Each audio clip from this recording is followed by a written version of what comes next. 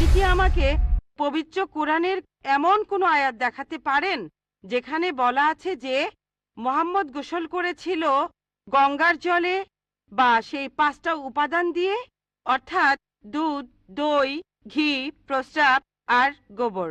তাহলে আজকে ইসলাম গ্রহণ করব। আপনার 3টি প্রশ্নের উত্তর দেব, দেখা যাক আজকে আপনি ইসলাম গ্রহণ করেন কিনা।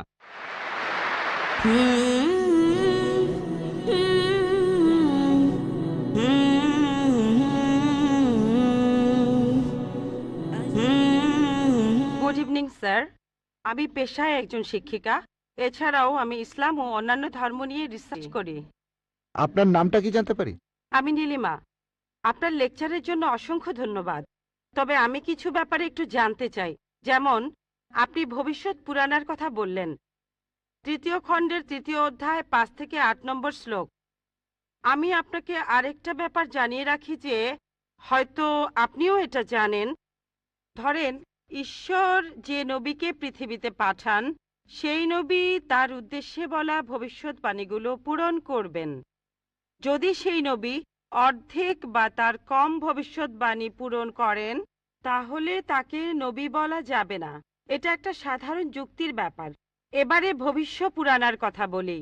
আপনি সেই ম্লেচ্ছ নেতার কথা বললেন আর বললেন তিনি নবী মোহাম্মদ ছাড়া আর কেউ নন। আচ্ছা, আমি আপনার কথার প্রথম অংশটা মেনে নিচ্ছি, কিন্তু পরের অংশটা আপনি ব্যাখ্যা করে বলেননি।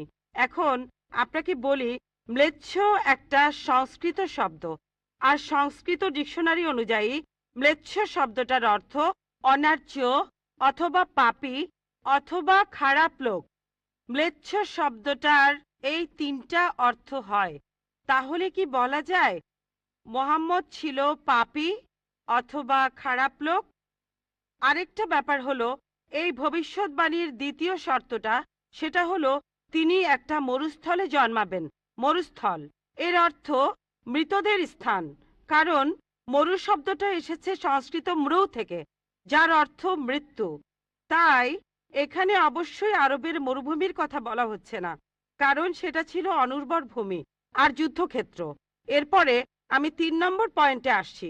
এই ভবিষ্যৎবাণীতে বলা হয়েছে যে এই ম্লেচ্ছ নেতা তিনি গোসল করেন পঞ্চগাভিয়া আর গঙ্গা নদীতে।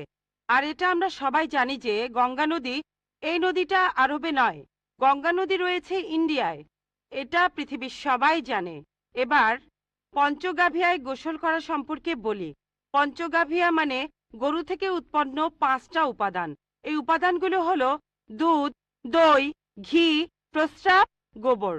এখন ভবিষ্যৎবাণীটাকে সত্যি হতে গেলে এই কথাটাও তাহলে সত্যি হতে হবে।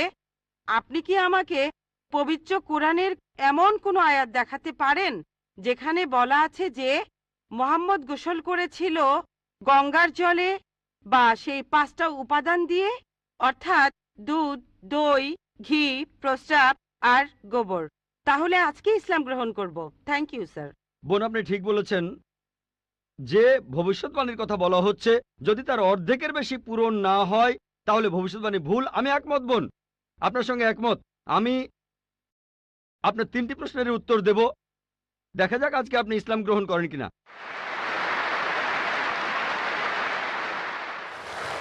এটাও হতে পারে আপনি আমার সঙ্গে একমত হবেন না।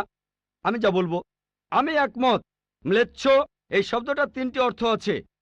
ম্লেচ্ছ এর একটা অর্থ হলো অনার্য অর্থাৎ বিদেশি, আরেকটা অর্থ হচ্ছে পাপী, আরেকটা অর্থ হলো খারাপ লোক। আর দেখবেন ইন্ডিয়ায় হিন্দুরা সাধারণত মুসলিমদের বলে থাকে ম্লেচ্ছ। তারা যখন এভাবে বলে তারা আসলে বোঝায় পাপী আর খারাপ লোক, কিন্তু এর আরেকটা অর্থ হলো বিদেশি। যখন আমি লেকচারে কোনো ধর্মগ্রন্থ থেকে উদ্ধৃতি দেই, সেখানে একটা শব্দের যদি অনেক অর্থ হয়, ব্যাপারটা এমন না ধরেন শব্দটার 4টা অর্থ আছে, তার মধ্যে 3টা অর্থ এখানে খাটে না, মাত্র একটা ঠিক হলেও অর্থ সঠিক হতে পারে। যেমন ধরেন কোরআন বলছে তোমরা শূকর খেও না। আজকে যদি ডিকশনারি খোলেন, এই শূকর শব্দটার একটা অর্থ হলো পুলিশ অর্থাৎ পুলিশ অফিসার, তাহলে একটা অর্থ শূকর, আরেকটা অর্থ পুলিশ অফিসার। তবে কোরআন বাইবেল এটা বোঝায়নি।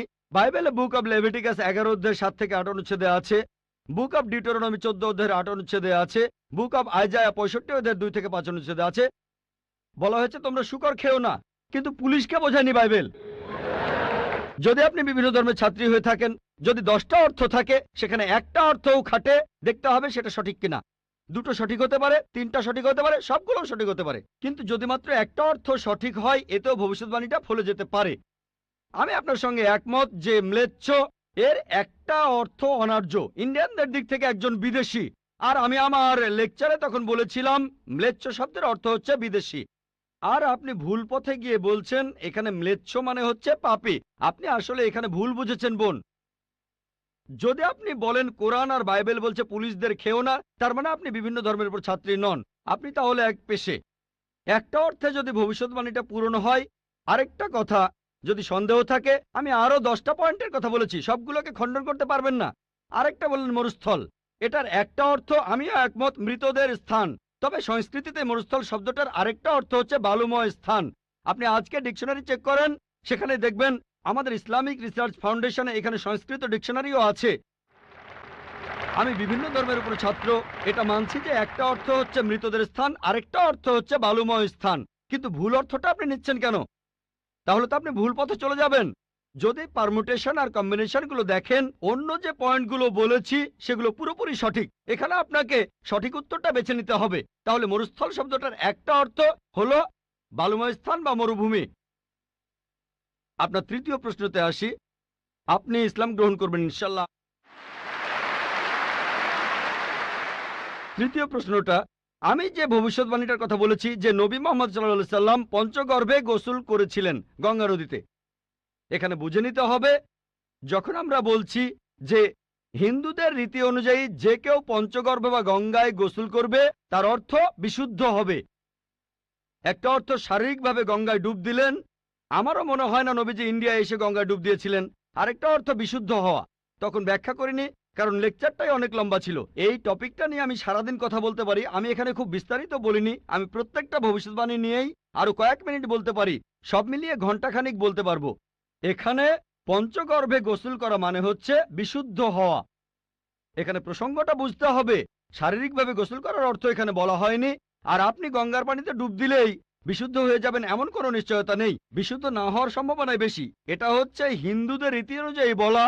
তাই এখানে ভবিষ্যৎবাণীটা বলছে যে নবী মোহাম্মদ সাল্লাল্লাহু আলাইহি সাল্লাম পঞ্চগর্ভে গোসল করেছিলেন। তার মানে এই না যে তিনি এখানে এসেছিলেন, মানে হলো আল্লাহ তাআলা তাকে বিশুদ্ধ করেছিলেন। আমরা বিশ্বাস করি যে আল্লাহ তাআলার সকল নবী, সকলেই, হোক তিনি মুসা বা ঈসা আলাইহিস সালাম অথবা মুহাম্মদ সাল্লাল্লাহু আলাইহি সাল্লাম, তারা সকলেই ছিলেন মাসুম, তারা ছিলেন নিষ্পাপ, ছিলেন বিশুদ্ধ।